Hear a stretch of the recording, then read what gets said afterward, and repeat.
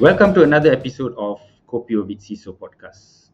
I'm flying solo again to deep dive into Malaysia's Cybersecurity Act 2024. This act has been making waves and for good reason. I'm sure by now you would have listened to various legal and cybersecurity experts on the interpretation of this act, and the relevant agencies have also been running various roadshows and workshops. I personally have covered a bit on the act in some of the panel sessions that I've been invited to, and also attended some talks by a number of legal experts and cyber pros in Malaysia.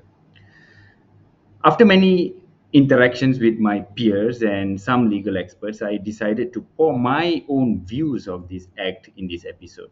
It's not a contrarian view or anything like that, but just to unpack and deep dive into the nitty gritty of the act in my own ways and to allow my own listeners to listen to it while you are on the go, right? So I'm supposed, you listen to podcasts when you're on the go.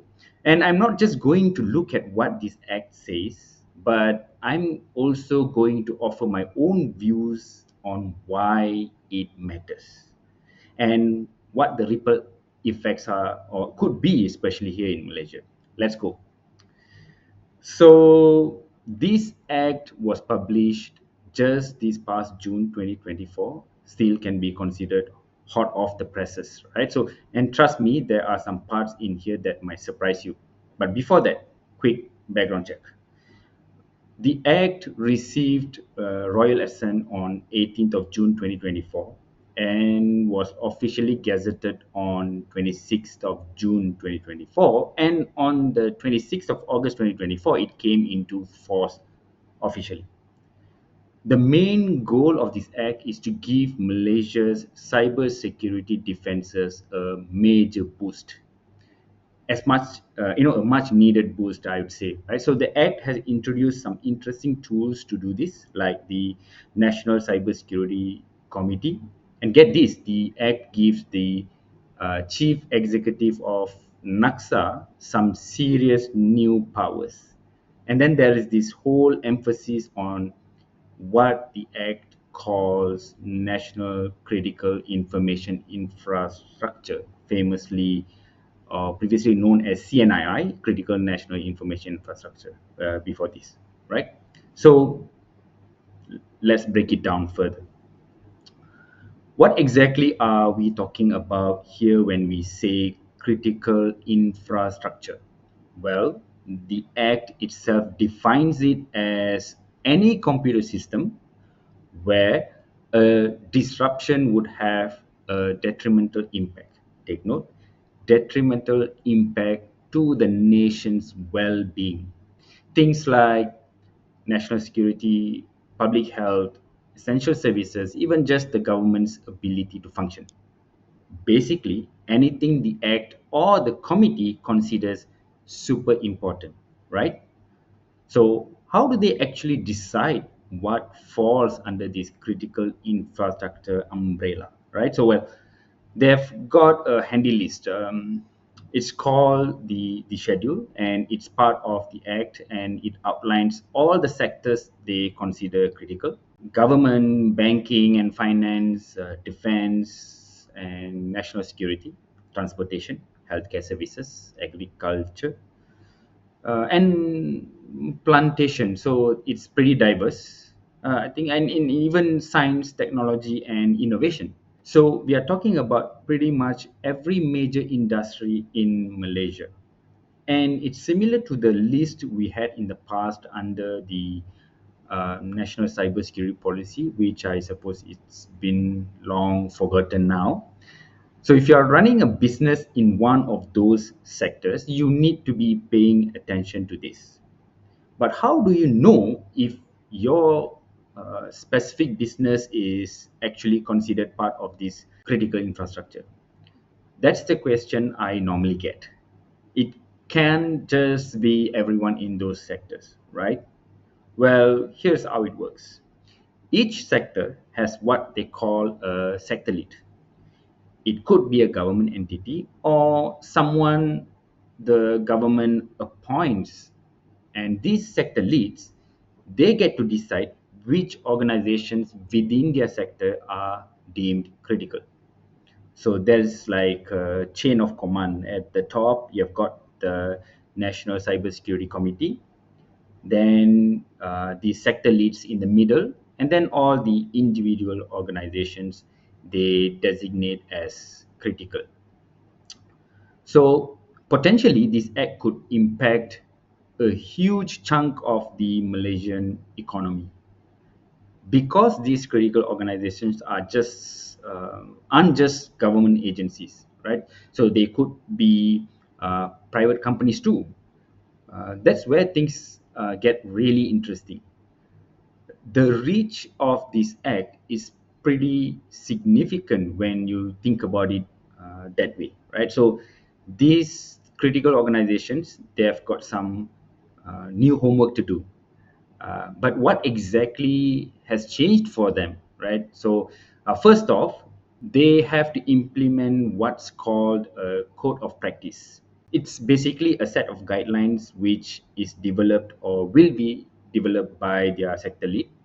I assume it will be like the RMIT by BNM for the financial sector. And similarly, other sectors will have to develop their own. And this is according to the Act, it is mandatory, right? But wait, there's more, right? So they also have to conduct regular cyber security risk assessment. I'm talking about the NCII entities here, right? And audits too. So basically, a checkup to make sure their systems are secure. They need to identify any vulnerabilities and fix them, right? So this is definitely a lot of work, especially for sectors that have not been really regulated from cyber security perspective before this, especially for bigger companies with very complex systems, right? So what else? Now, if a cyber security incident occurs, and by incident I mean any unauthorized activity that jeopardizes their system, they have to report it immediately. Report it to not just to NACSA but to their sector lead as well. So double reporting. This may become more complex for critical agencies that also have many contractual obligations for immediate reporting to their customers. I just hope that this will be streamlined at the very top level. Otherwise, it will become onerous for businesses to comply with multiple reporting requirements. Someone asked me this: what happens if someone decides to just ignore all of this? Well, my response to that was that's not a good idea because there are some serious consequences, the penalties, right? So the penalties for violations are pretty hefty. Fines up to, there are various penalties there, but fines up to ringgit Malaysia 500,000, which is not a small amount. And in some cases, the act even looking at potential jail time up to 10 years. So the lawmakers are definitely not messing around here. This is the real deal, right? Now let's flip the script for a second. What if a business thinks it should be considered critical infrastructure, should belong to the NCII entities, right? But it hasn't been officially designated yet. What happens then? The Act doesn't really cover that. The duty to identify a NCII entity within the sector lies within the ambit of the sector lead. That said, the NCII entity must notify the sector lead if it thinks that it is no longer a NCII entity after it has been designated, right? So the Act covers that. I think this list of critical organizations, it could grow over time. It's not set in stone. We are starting to see how this could really shake things up for businesses in Malaysia. But let's zoom in a bit, okay, on this chief executive that I mentioned earlier, the one with all the new powers. Just how much of power are we talking about here? This is where it gets really interesting. The chief executive can actually issue directives, not just to not just to these critical infrastructure folks, but to other government bodies too. So this chief executive has got reach across the government.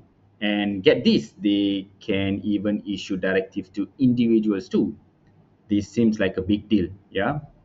But what does that even mean in practice? Well, that's the thing. It's not crystal clear yet how broadly that power will be interpreted, but the Act does state that the chief executive can demand information that they consider relevant to national cybersecurity.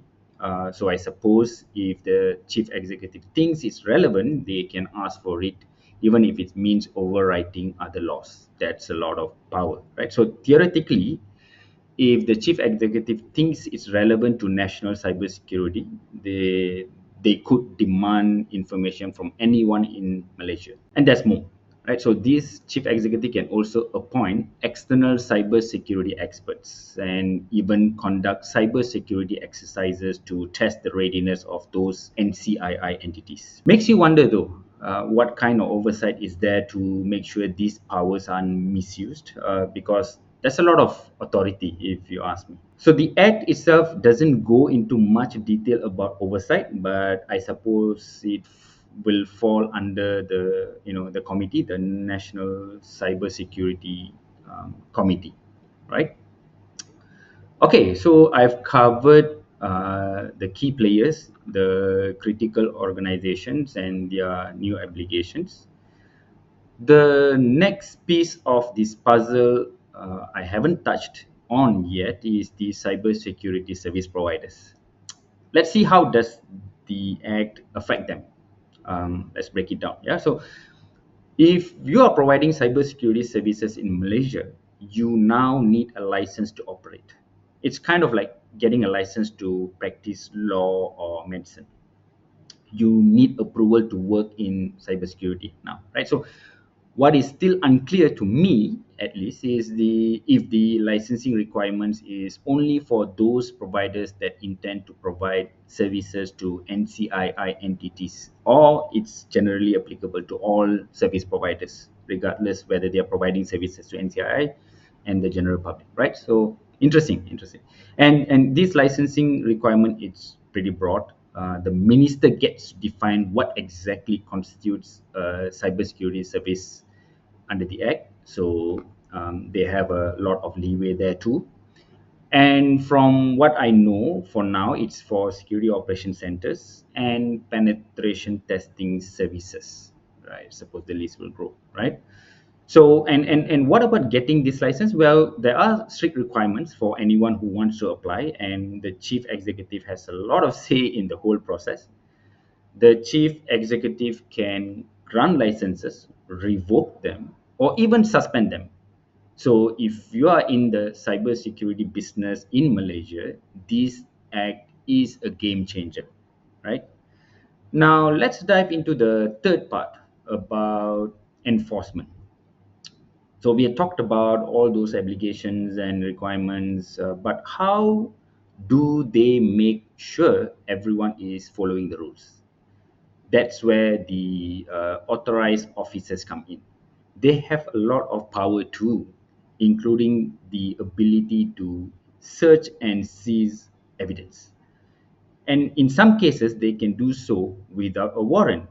I know this part sounds a little controversial, and if you wonder when would that even be allowed, well, the Act says if an authorized officer thinks getting a warrant would cause a delay, that could jeopardize the investigation or allow evidence to be tampered with, then they can proceed without one. However, of course, there are some conditions. It's not free for all, but still a lot of power, isn't it? Right? And if you wonder what happens if they find evidence during one of these searches, um, they have to create a detailed list of everything they seize and provide a copy to the owner of the property or their representative.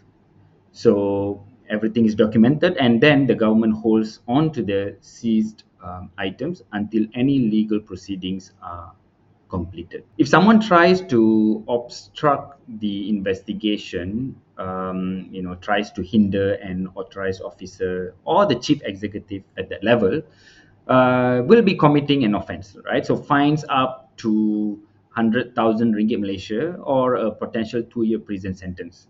So they really thought of everything with this act, and it's pretty comprehensive.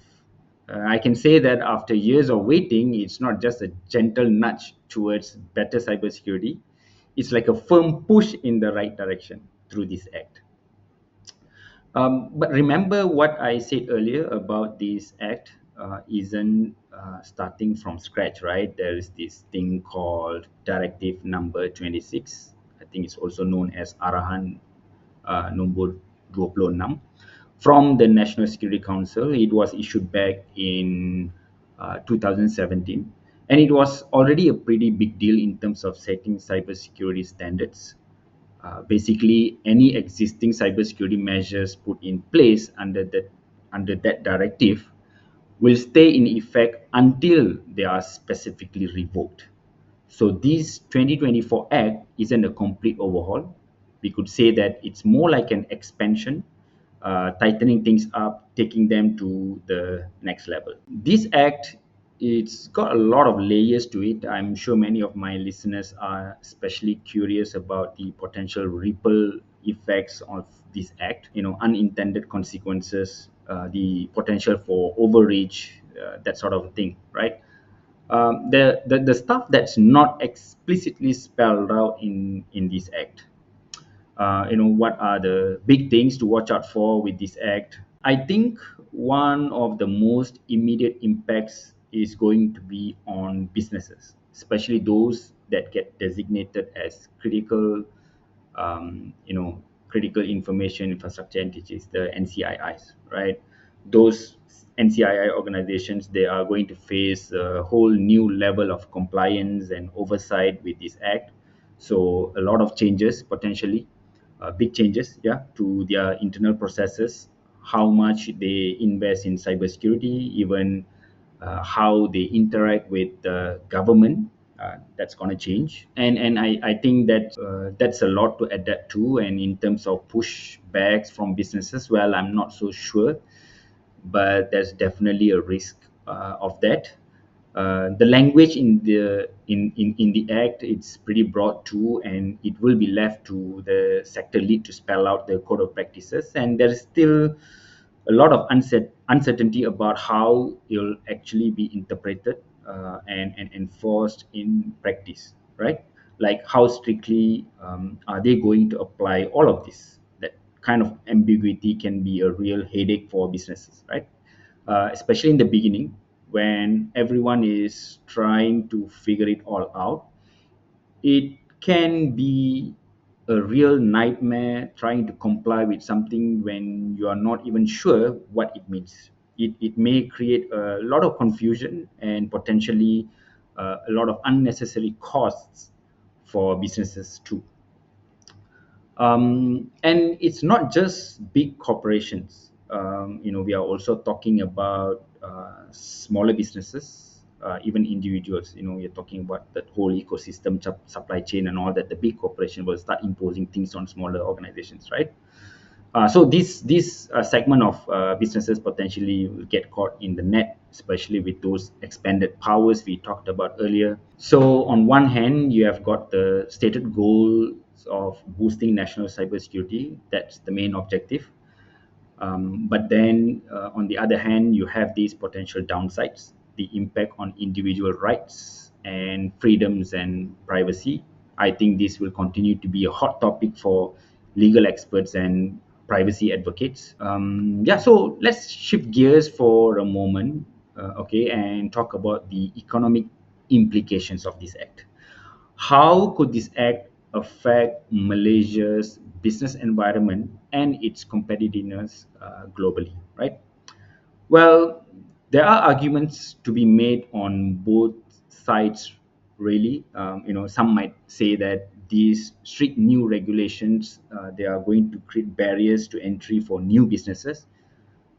New businesses coming into Malaysia, especially smaller ones, they might not have the resources to comply with everything, and it could make it harder for them to get started, and for businesses that are already operating in Malaysia. This could lead to increased costs. Compliance can be expensive, and that could make Malaysia less attractive to foreign investors. If they see it as too much of a hassle, too much red tapes, too much bureaucracy, right? They might just or take their business elsewhere. So there's the side of the argument, but couldn't this also make Malaysia more attractive to certain industries? Absolutely. If Malaysia gains a reputation for having a really strong, well enforced cybersecurity legislation framework, it could actually become a hub for businesses that really prioritize data security and privacy. So, the opposite of what I was just talking about, right? So, the industries such as finance, technology, healthcare, the industries that deal with really sensitive information, those industries might see Malaysia as a safe haven for their data because they know it's well protected, right? So it's kind of a double-edged sword then, less appealing to some, more appealing to others. It all depends on your perspective and your priorities, I guess. And only time will tell how it all shakes up. And then there's the geopolitical angle to consider as well, the bigger picture, right? So cybersecurity is already positioned as a matter of national security these days. And this act, it sends a very clear signal that Malaysia is not taking cybersecurity lightly. We are taking a proactive approach rather than a reactive one. And if you ask me what kind of message do I think this sends to other countries, well, I think it positions Malaysia as one of the leaders in cybersecurity. We are showing a real commitment to protecting our own critical infrastructure and our digital economy. I think it could also strengthen our relationships with other countries in terms of international collaborations, information sharing when it comes to cybersecurity threats, working together to combat these threats. Isn't just Malaysia's problem, it's a global problem. No one can tackle this alone, right? So I think other countries might look to Malaysia as a model for how to approach these challenges, how to strengthen their own cybersecurity. So this act could actually raise Malaysia's profile on the world stage in terms of cybersecurity. They are saying we are taking this seriously and we are ready to be a key player, right? Okay, we have got potential impacts on businesses, individuals, the economy, and even Malaysia's standing on the world stage. A lot to consider, I know. Let's zoom back for a second, okay, and think about the act itself. Will it actually work? Will it make Malaysia more cyber secure? That's the $1 million question, isn't it? Right? And there is no easy answer to this because cybersecurity is so complex. It's constantly evolving. Threats are emerging all the time. It's like you are trying to hit a moving target, right? But I mean, this act, it's a step in the right direction, right? I really think so, and it shows the government is at least taking it seriously now, right? They are not just ignoring the problem; they are putting a comprehensive legal framework, clearly defined roles and responsibilities, strong enforcement mechanisms, all essential for improving cybersecurity. But it's not a guaranteed win because, as I mentioned, cybersecurity is constantly evolving. It's a never ending arms race. No matter how robust the laws and regulations are, you can never be 100% secure. It's just not possible, right? So even with this act in place, we as a country is still going to have to stay vigilant. We need to keep adapting cybersecurity strategies as the threat landscape changes because it will change. And that brings me to another crucial point. Technology alone cannot solve this problem. It's also about people.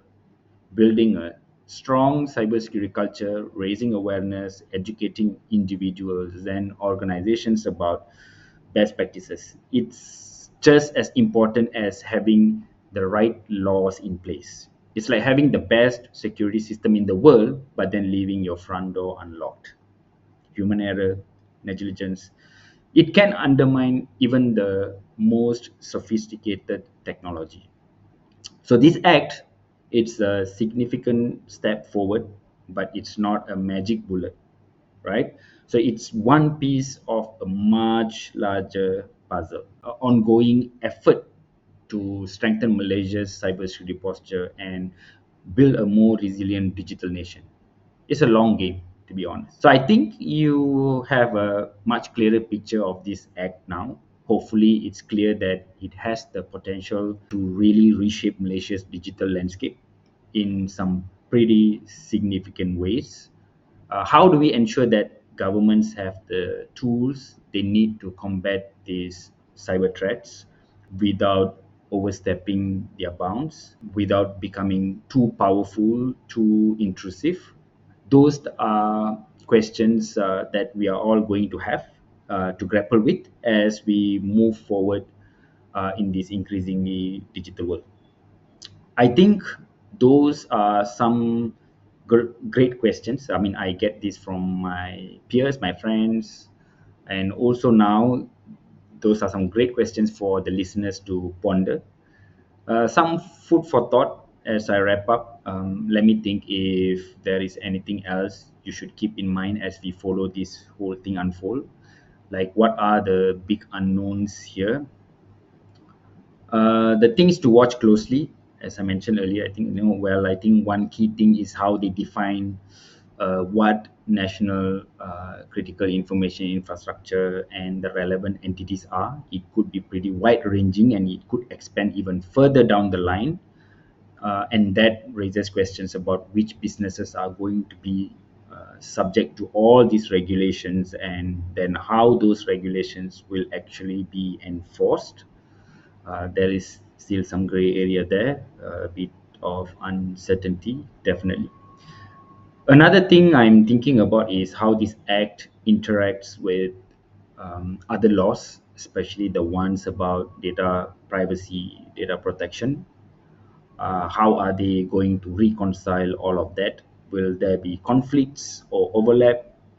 Those are the kind of legal wrinkles that need to be ironed out. It's a complex legal landscape, right? And then those expanded powers, the ones I talked about earlier as well, ones given to the chief executive and the authorized officers, right? Will there be enough oversight there to prevent misuse? Those accountability mechanisms. Well, this act, it's definitely a big step by the Malaysian government. We are really going for it, and it's going to be fascinating to watch it all unfold. All right, so that's all the time I have for today. Time flies when you are, or rather, I am talking about cybersecurity. I encourage you to keep exploring this topic, this act, and stay informed, see how it develops. And I would like to hear some thoughts from you listeners. Thanks for joining me on the Malaysia Cybersecurity Act 2024. See you in the next episode.